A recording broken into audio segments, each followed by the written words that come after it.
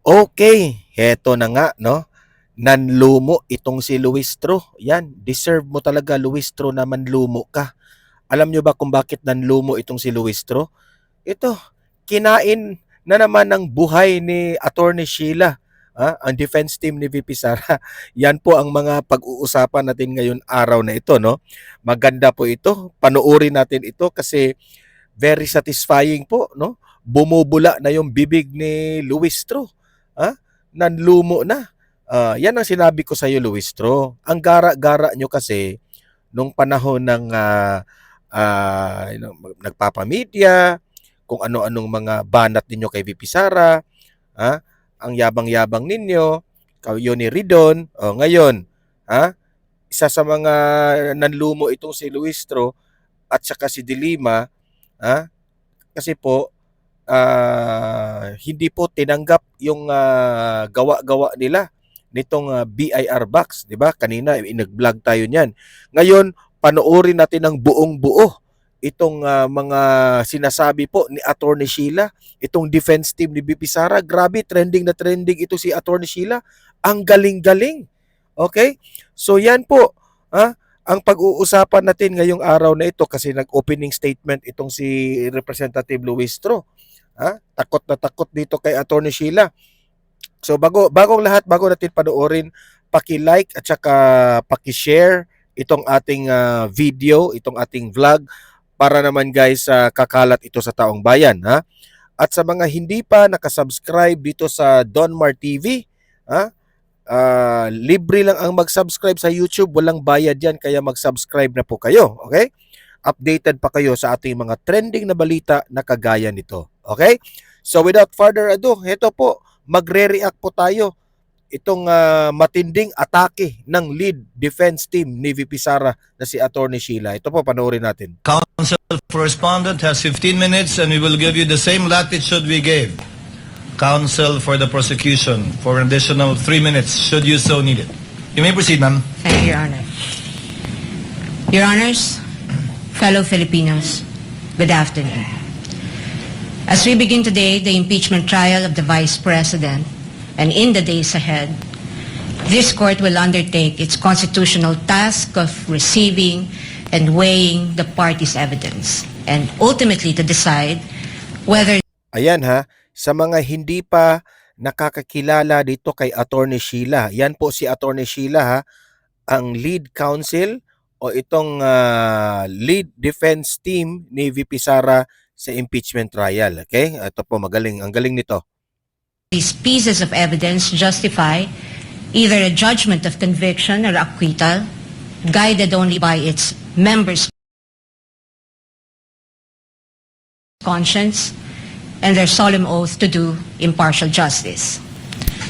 The present undertaking of this court, therefore, not only carries the weight of the Constitution. Ayan kung maglo-loading po, hindi po kasalanan natin. Naglo-loading kasi yung mahina yung connection sa loob ng Senado. Ayan, patuloy lang. Kahit mag-loading, hintayin nyo lang kasi po tuloy-tuloy lang yan, okay?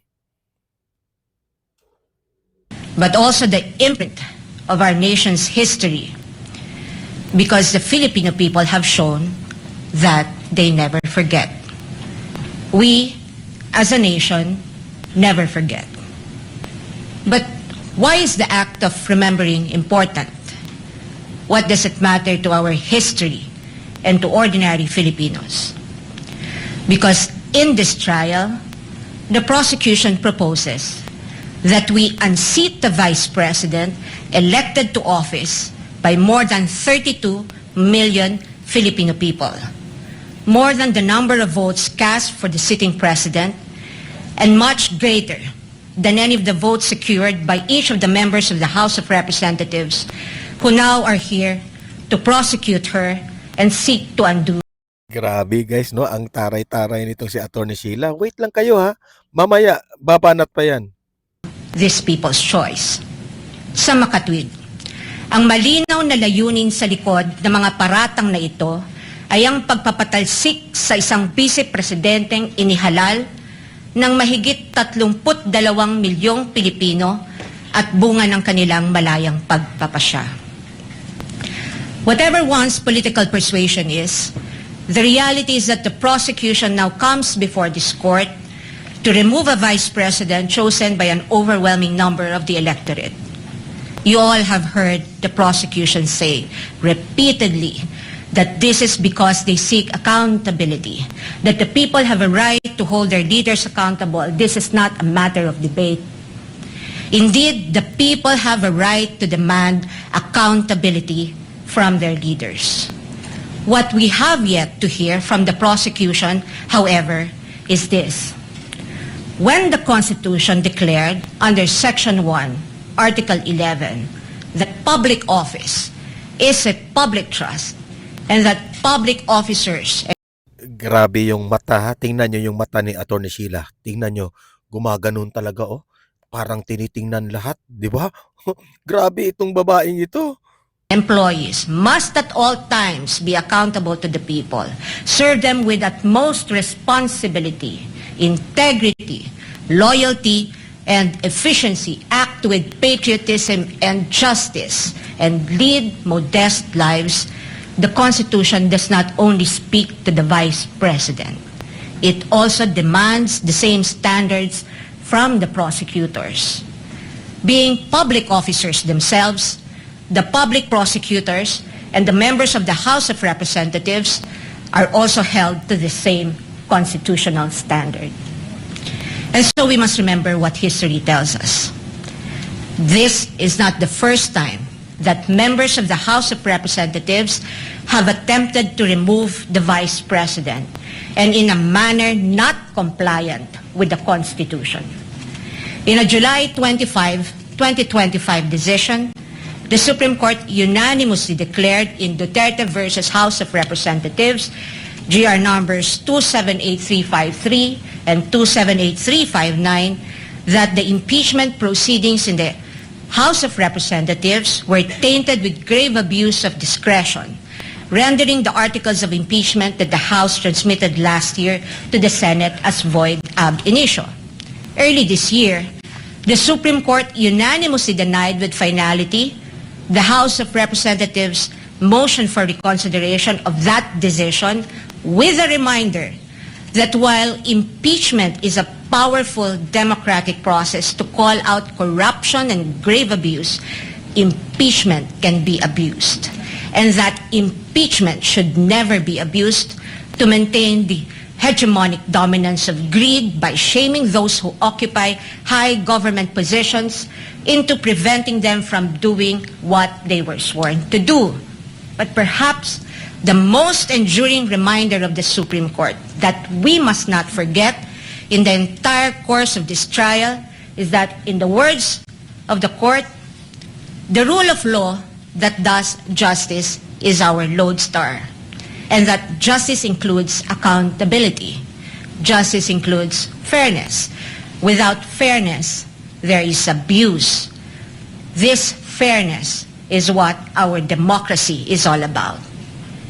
It is in light of these reminders that we draw attention to certain fundamental legal principles that we think we must not forget throughout this trial.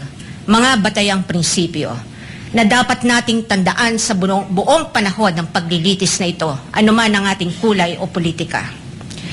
If we are to be true and honest to our proclaimed values, such as the pursuit of accountability, justice, and integrity in our system of government, then we must remain possessed of an unyielding resolve to ensure that the trial and judgment in this case are done in accordance with the command of the Constitution, the majesty of the law, and the discipline required by the rules. Otherwise, those who stand in sanctimonious judgment of the Vice President will send a clear message that the law can be bent when it suits the convenience of the powerful, and that justice can be sacrificed at the altar of partisan interests. Mahalagang tandaan ang mahigpit na paalala ng ating Korte Suprema. Impeachment is not a... Grabe guys. Nakakakilabot talaga itong style ni Atty. Sheila. Grabe talaga. Ang galing-galing niya talaga, no? The way he projects his face, the way he explain. Hindi siya nagbabasa ha. Mas matalino pa to. ito yung dapat na maging senador, hindi kagaya ni Hontiveros. Grabe talino. Purely political proceeding. It is primarily a legal, political, and constitutional mechanism. Ibig sabihin, kailangang naayon sa batas at konstitusyon ang anumang proseso nito. According to the Constitution, it is the Senate that shall have the sole power to try and decide all cases of impeachment. This power is not shared. The Constitution gives no other body, department, tribunal, agency, or a mere committee of any of these institutions the power to try an impeachment case. The House merely initiates, the Senate tries. Yet, we have seen the Committee on Justice conduct what its chairperson, the lead prosecutor in this case, described as a mini trial, which, as we all had witnessed, became a vast fishing expedition of alleged evidence that were not even part of the impeachment complaints under its consideration and which the respondent accused was made to answer. Tama. In that mini trial, we saw how the purported pieces of evidence were curated to construct a narrative against the Vice President even before this case reaches trial.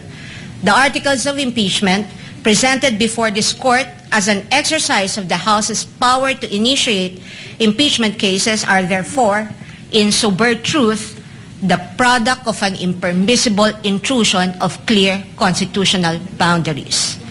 Over the course of the impeachment trial, the prosecution will attempt to convince this court and the court of public opinion that the allegations in the articles of impeachment are supported by materials they obtained during their mini trial and that evidence exists to sustain a judgment of conviction. They will claim that the notices of suspension and disallowance issued by the COA and the COA decision denying the Vice President's appeal of that disallowance support their accusations, with the release of that decision by the COA conveniently timed and coinciding with the committee hearings. They will claim that the certifications of the PSA confirm their allegation that recipients of the confidential funds do not exist, even though they listed one Mary Grace Piatos in their pre-trial brief as among their witnesses, or that the liquidation of the confidential funds in a span of 11 days was allegedly swift as to invite suspicion. The prosecution will assert that the supposed NBI findings of similar signatures across a number of acknowledgement receipts submitted to the COA are supportive of their conclusion that the disbursements of the confidential funds were irregular. What the prosecution avoided informing the public so far are these: that it was the then Secretary of the Department of Budget and Management, Amena Pangandaman, who issued a memorandum for the President through Executive Secretary Lucas Bersamin on October 18, 2022, recommending the approval of the Office of the Vice President's request for confidential funds. That the Office of the President did in fact approve that recommendation of the DBM through a memorandum from the Executive Secretary dated November 28, 2022 and signed by the former Executive Secretary Lucas Bersamin by order of the President. That on December 13, 2022, the DBM issued a special allotment order number SARO-BMB-C-22-001-2004 signed by former Secretary Amena Pangandaman to cover the request of financial assistance, subsidy, and confidential funds of the OVP that, notwithstanding the impending end of the fiscal year, the confidential funds were nonetheless released to the OVP on December 20, 2022 under this documented approval process. That the COA decision is far from being final, that there is a pending motion for reconsideration of that decision that, assuming arguendo, the COA denies that MR today, or while this trial is ongoing, as could plausibly happen under the circumstances, the respondent accused still has legal remedies available under the law and rules and can file a petition to question the validity of any forthcoming resolution of the COA on the MR under Rule 64, via petition for certiorari under Rule 65 of the Rules of Court, and more importantly, that nothing in the notice of disallowance or COA decision states any findings of supposed misuse of confidential funds as confirmed by Attorney Gloria Camora when she was asked on this point during the committee hearing on April 14, 2026. Across all other articles, the prosecution will lay a landscape of what it deems to be their evidence in support of their speculations and conclusions.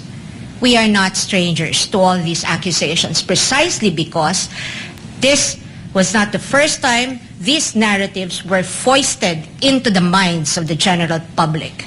We have heard the same tales and stories of these accusations since 2024, when the House conducted its Quadcom hearings and most recently the mini-trial of its Committee on Justice. But what we must not forget amid all these accusations is the fundamental legal principle that the burden of proof never shifts. The burden of proof never shifts. He who accuses must prove his allegations with evidence that meets not only the degree of proof required, but also meets the evidentiary standards of admissibility, credibility, relevance, materiality, and competence. We therefore should not lose sight of the core principle that the burden of proof is on the prosecution, and unless it discharges that burden, the accused need not even offer evidence on her behalf, and she will be entitled to an acquittal. This is the law then. This is the law now. And the underlying principle for this burden of proof is simple. Under our Constitution, every accused is presumed innocent until proven otherwise. An accused has in her favor the presumption of innocence, which the Bill of Rights guarantees. This also brings to fore the reality that, in the words of the Supreme Court in People v. Pagal, the individual citizen is but a speck of particular molecule vis-a-vis the vast and overwhelming powers of government, and his only guarantee against oppression and tyranny are his fundamental liberties under the Bill of Rights, which shield him in times of need. Sa madaling salita, kinikilala ng ating saligang batas na sa bawat paglilitis, ang isang individual ay nahaharap sa malalim at napakalaking makinarya ng buong Estado. At ang tanging sandigan lamang niya laban sa anumang pang-aabuso ng kapangyarihan ay ang kanyang mga batayang karapatan sa ilalim ng ating konstitusyon.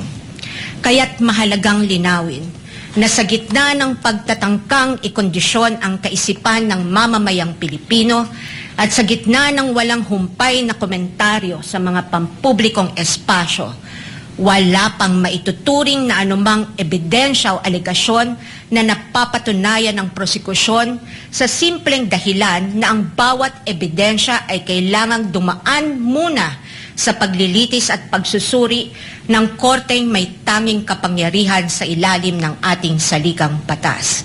Higit sa lahat, ang anumang paglilitis ay kailangang naayon sa itinatakda ng ating batas at konstitusyon at hindi lamang sa kagustuhan ng iilang may hawak ng kapangyarihan. One might ask, why is it important that we must not forget these basic principles? The ruling of the Supreme Court tells us why.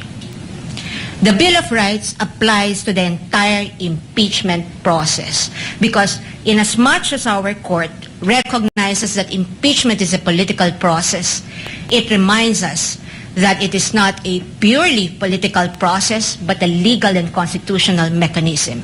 Thus, if we are to uphold the rule of law, serve justice, and invoke the accountability mechanism, then this court and we as a people must guarantee that all efforts to hold our leaders accountable must be done right. This we must not forget. I thank the court and the public for the privilege of your time. May God bless our country. Wow, Opening grabe. state- Counsel for respondent has Grabe ng opening statement ni Attorney Sheila. Durog na durog si Luistro. Grabe guys, ang galing ng pag-deliver ng kanyang opening statement, no? Talagang kitang-kita mo at ramdam na ramdam mo galing sa kanyang dibdib, no? Kung bakit, no? Kailangan po natin sundin ang rule of law. Alam naman po natin na itong mga kalaban ni BP Sara, lahat ng ito ay gawa-gawa. Ngayon naman, para fair tayo dito sa ating vlog, panahon naman ay pakinggan natin si Representative Luistro na bumula ang kanyang bibig. Dahil natatakot na siguro itong sa mga opening statement ni Attorney Sheila. Okay? So ngayon naman, siya naman yung ating titingnan. Okay, ito panoorin natin. is now recognized to deliver her opening statement for the prosecution. You may proceed, ma'am, and you have 15 minutes. Your Honor, before I proceed, the prosecution respectfully moves for the reading of the 4 articles of impeachment and the entry of the corresponding answer or plea for each article of impeachment, Your Honor. Your Honor, this is consistent to the Senate rules on impeachment, particularly Rule 7, Your Honor, the last paragraph of which mentions about failure to appear, failure of the lawyer to appear, and failure to file answer. There should be an entry of plea of not guilty. Likewise, Your Honor, under Rule 9 of the Senate Rule of an Impeachment, which says that the person impeached shall then be called to appear and answer the articles of impeachment against him or her. In this rule, Your Honor, it was likewise provided that the name of the person appearing in behalf of the respondent should be entered into the record. And by the answer, Your Honor, it is humbly believed that it pertains to the particular plea of whether guilty or not guilty of the respondent, Your Honor. Likewise, Your Honor, under Rule 22-21, Your Honor, the trial of all the articles of impeachment shall be completed before the senators vote on the final question of whether or not the impeachment is sustained. It is gleaned from this rules, Your Honor, that the senators will be voting on a per article basis, Your Honor. And that is why it is the humble submission of the prosecution that there should be reading of the article and entry of the particular plea per article, Your Honor. This likewise, Your Honor, manifests our complete adherence to the mandate of the Constitution sa pagbasa po ng mga artikulo ng impeachment at pagpapasok ng sagot ng respondent. Maipakita po natin sa sambayanang Pilipino ang ating pagsunod sa mandato ng konstitusyon. Likewise, Your Honor, it upholds due process not only of the respondent but also of the Filipino people. Sa pagbasa po ng mga artikulo ng impeachment, she will be informed of the nature of the accusation against her bago pa po siya sumagot whether she is guilty or not guilty, Your Honor. Likewise, Your Honor, ang 4 na artikulo po ng impeachment ay nakabase sa iba't ibang alegasyon ng facts at iba't ibang Sa totoo lang, no? Sa totoo lang. Sa na-observe ko kay Luistro, bumubula yung kanyang bibig. This is a sign of na-pressure. Na-pressure talaga siya, na-pressure siya. Dahil ang galing-galing ni Attorney Sheila eh. nature of accusation or cause of action, Your Honor. And with that, Your Honor, it is perceived that there's a possibility that the plea of the respondent to each and every article will be different from one another, Your Honor. And lastly, Your Honor, this is consistent with the Senate rules on impeachment because the senator judges, the honorable senator judges, Your Honor, will be voting on a per article basis after the conclusion of the trial of this impeachment case, Your Honor. The chair will respond. Unless the counsel for respondent would like to say something about the motion of the distinguished lead prosecutor. Yes, Your Honor, may I comment? The lead, you before may proceed. before the presiding officer can rule on the motion or request of the lead prosecutor.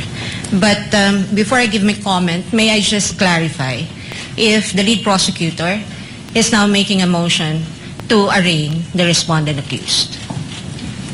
Your Honor, whether this is arraignment or otherwise, Grabe. the motion of the prosecution is very much consistent with the Senate rules on impeachment. I think Durog ka the ngayon. question, Your Honor, is very simple. Durog ka ngayon ha sa debate ninyo. Durog ka ngayon. Tingnan nyo, Luistro.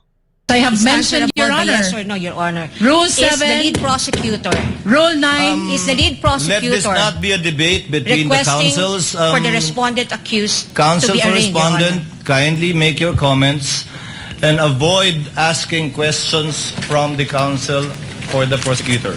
We will recognize the counsel for respondent for her comments on the motion and the manifestations made by the lead prosecutor for the House. You may proceed, ma'am. Thank you, Your Honor. I believe I have a standing question to the lead prosecutor, and I would like to ask her for the legal basis for requiring the respondent to be arraigned today. Because, Your Honor, I note that in her request earlier and manifestations given for the respondent to be arraigned today, she cited Rule 7, Rule 9, and Rule 21. However, in Rule 7, it very clearly states that if the person impeached after service shall fail to appear either in person or by counsel on the day so fixed, or appearing shall fail to file his answer to such articles of impeachment, the trial shall proceed nevertheless as upon a plea of not guilty. Well, this rule is clear. It does not talk about any arraignment. And if we take a look at this sentence, everything here has been satisfied. The respondent accused is here, has attended through counsel. She may not be in person, but the notice given to the defense is that she may appear through counsel. Second thing is that the respondent accused was also able to file her answer. And so Rule 7 does not support the request of the lead prosecutor that the respondent accused be arraigned today. Now, on the matter of Article 9, counsel also say that the person impeached shall then be called to appear and answer the articles of impeachment against him or her. And if he or she appears, or any person for him or her, the appearance shall be recorded, stating particularly if by himself or by agent or counsel, naming the person appearing in the capacity in which or he appears. If he or she does not appear, either personally or by agent or counsel, the same shall be recorded. And for all intents and purposes, respondent is present today through counsel. There is also nothing in Rule 9 that requires the reading of a 23-page articles of impeachment, which will be a waste of judicial time. Now, finally, under Rule 21, Your Honor,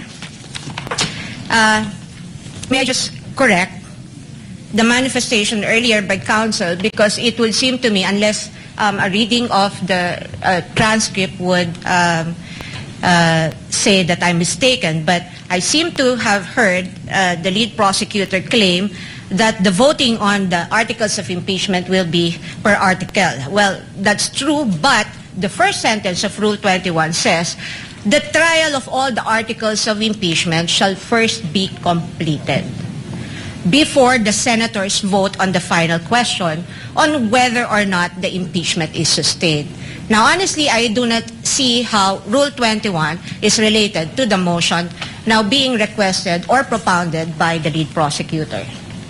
And at any rate, Your Honor, given that the respondent is represented by her counsel today, and this is consistent, her appearance is consistent with the notice given and in accordance with the rules on rules of procedure of this court, then we can enter her plea on her behalf. The arguments of the parties are duly noted. Chair will now make its ruling. The articles of impeachment were deemed read and spread into the records when it was referred by the Senate to the Committee on Justice for the proper issuance of summons. And a plea of not guilty will only be entered in accordance with our rules in behalf of the Vice President if she does not file an answer. But in this case, she has filed an answer and in fact has appeared through counsel. Insofar as the reading of the articles of impeachment is concerned, it will be done at the final resolution of this case when it is put to a vote by the senator judges, where each article of impeachment will be read before a vote shall be taken thereon. For those reasons, the motion is denied, and the lead prosecutor, Representative Luistro, may proceed with her opening statement. Kindly be mindful of the clock, and before recognizing you, ma'am, may I remind the counsels for the parties to kindly address the chair with respect to anything and everything they want or wish to say before the court, and not to address each other. The lady may proceed. Representative Luistro, you are recognized, and you have 15 minutes for your opening remarks. We thank the court, Your Honor.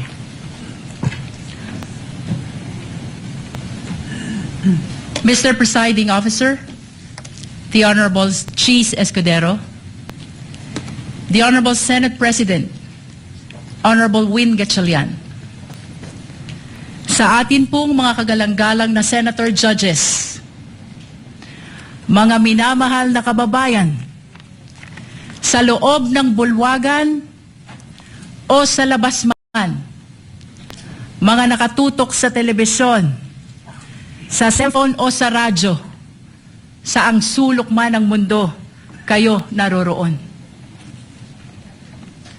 Maraming Pilipino ang nagtatanong ngayon, bakit mahalaga ang paglilitis na ito? Ano ang kaugnayan nito sa buhay ng ordinaryong Pilipino?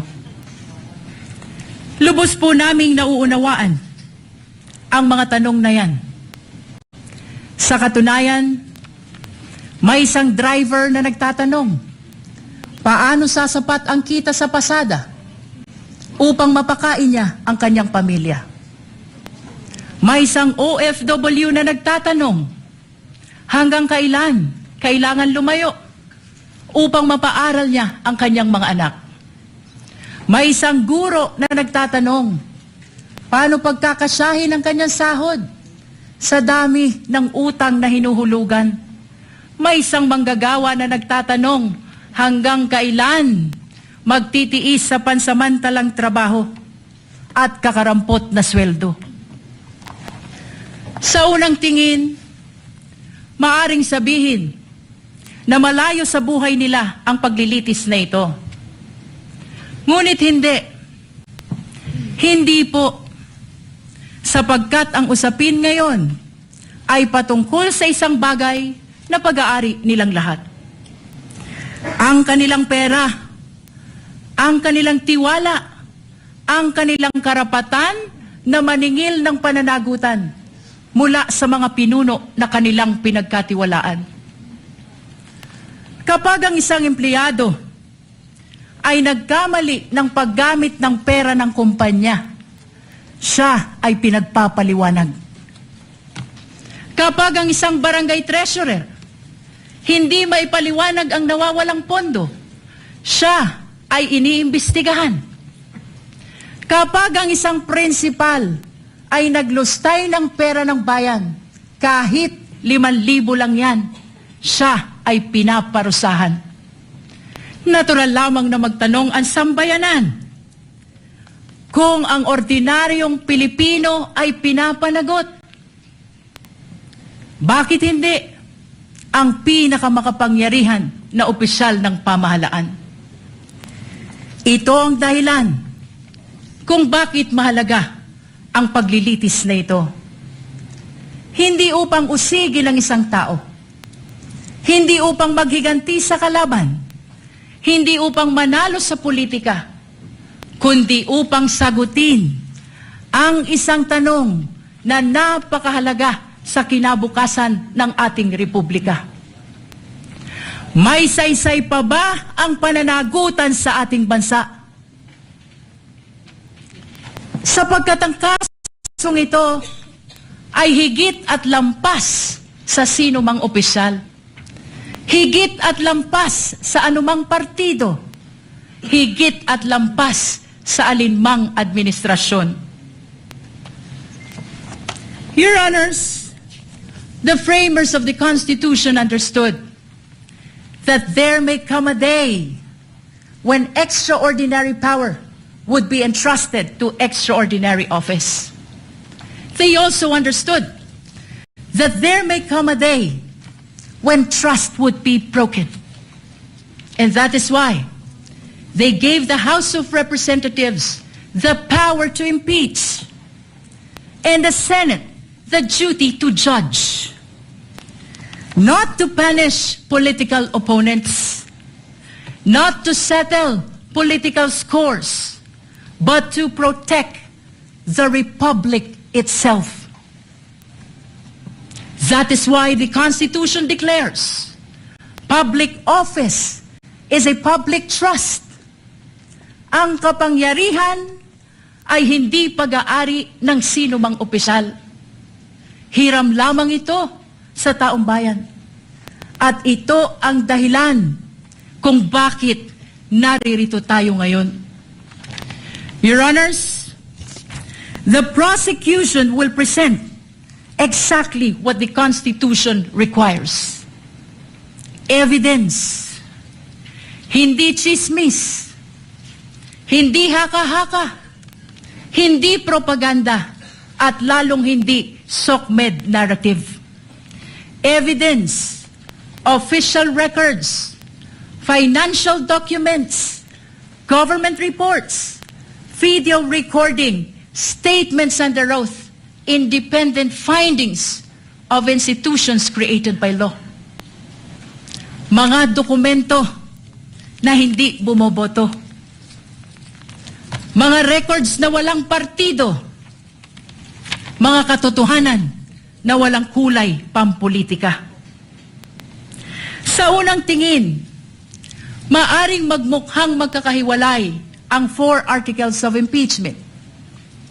Confidential fund, unexplained wealth, bribery and corruption, threat against constitutional order.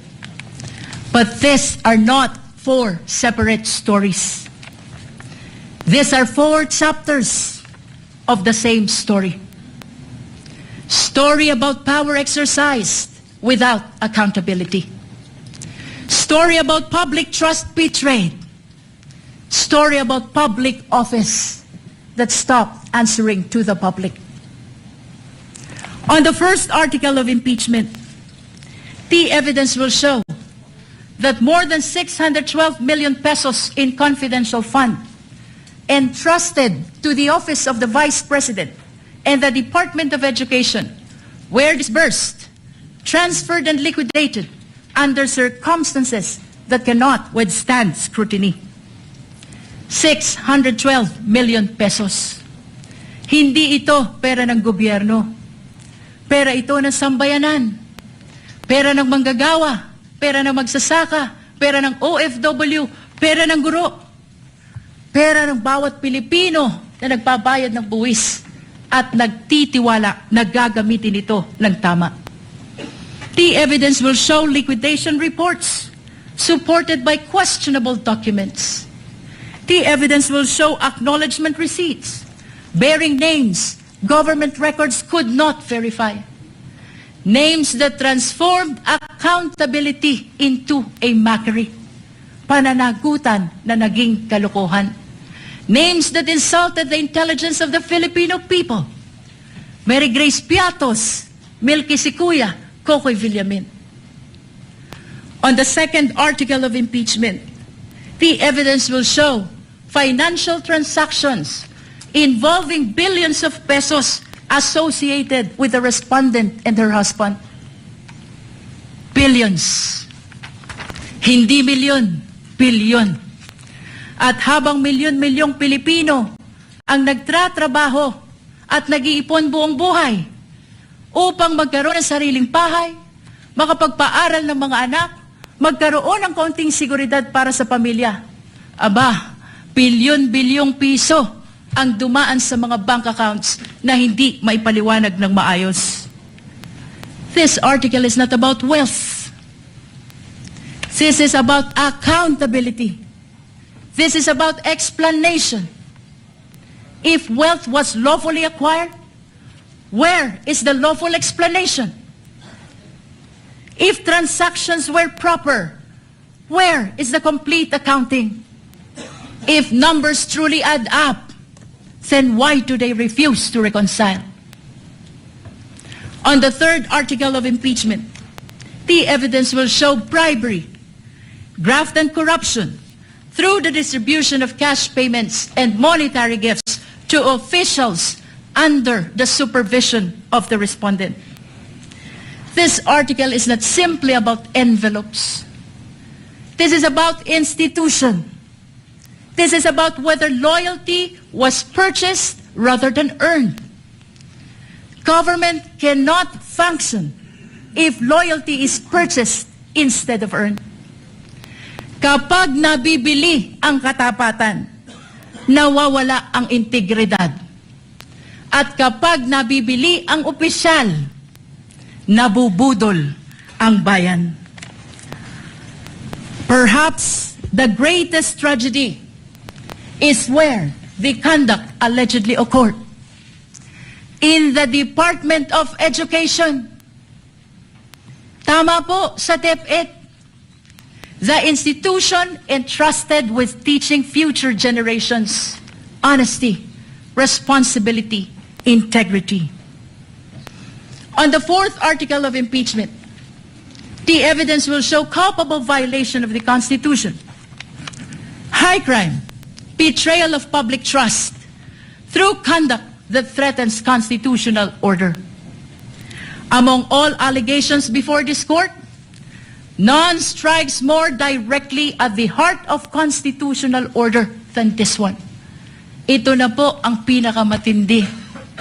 And unlike in many cases, which depends upon competing accounts, this evidence comes substantially from the respondent's own recorded public statements.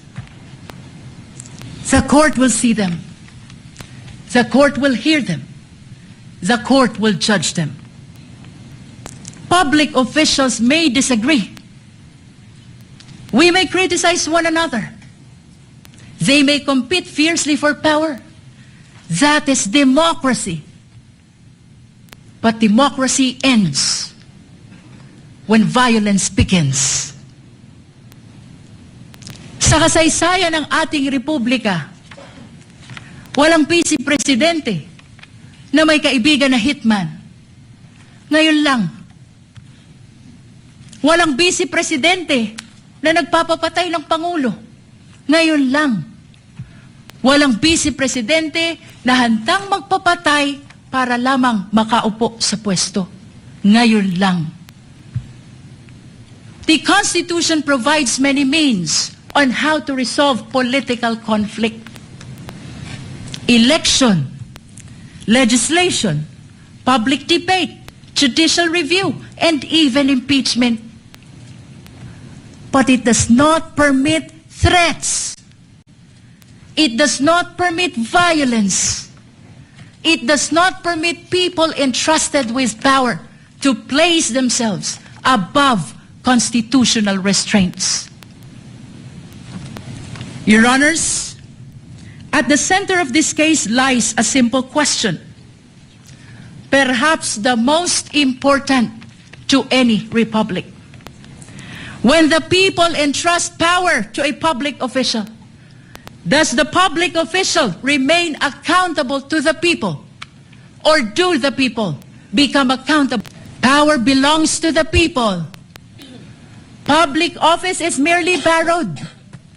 And every borrowed power carries with it the obligation to account for its use. If a barangay treasurer must account for public fund, then so must the vice president. If an ordinary public servant can be investigated, then so can the highest officials of the government. If ordinary citizen is expected to obey the rules, then surely those who govern them must obey them first. Otherwise, what lessons do we teach our children? That there is law for the powerful and another for everyone else? That accountability exists only for the weak? That public office grants immunity against accountability? Your Honors, this is not the republic envisioned by the Constitution. This is not the republic deserved by the Filipino people. Therefore, the prosecution asks only this: look at the evidence.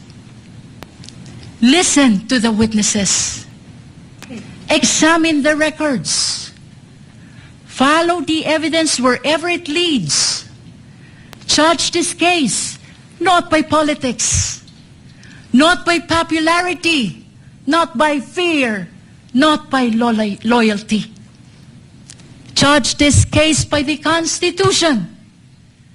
Judge this case by the evidence. Years from now, future generations will not remember. Actually, sa totoo lang, ang argumento po ni Luistro, walang laman.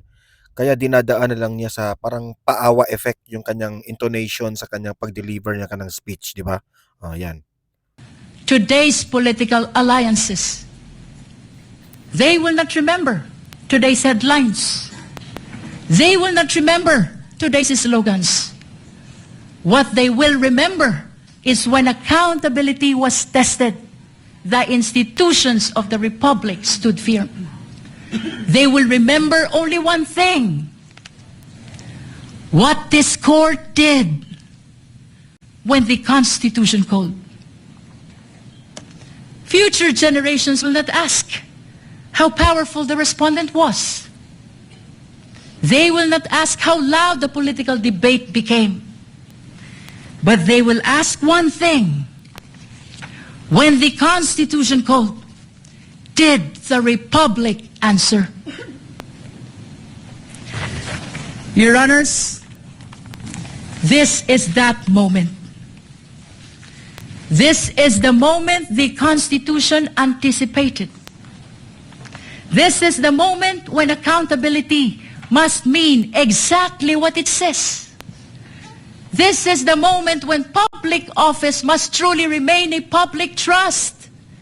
This is the moment when the Republic must demonstrate that laws are applied equally to the powerful and the powerless alike. At matapos marinig ang mga saksi, matapos masuri ang mga dokumento, matapos matimbang lahat ng ebidensya, ang prosekusyon ay naniniwala at naninindigan. Isa lamang ang maliwanag na konklusyon: ang tiwalang ipinagkaloob ay nilabag. Ang kapangyarihang ipinahiram ay inabuso. At ang konstitusyon mismo ang humihingi ng pananagutan. Amid the clarity of the mandate of the Constitution, political noise continues. Political squabbles continues. Political division continues. Please, let me conclude. Salus populi est suprema lex. The welfare of the people is the supreme law. Thank you, Your Honor. The opening remarks of the prosecution.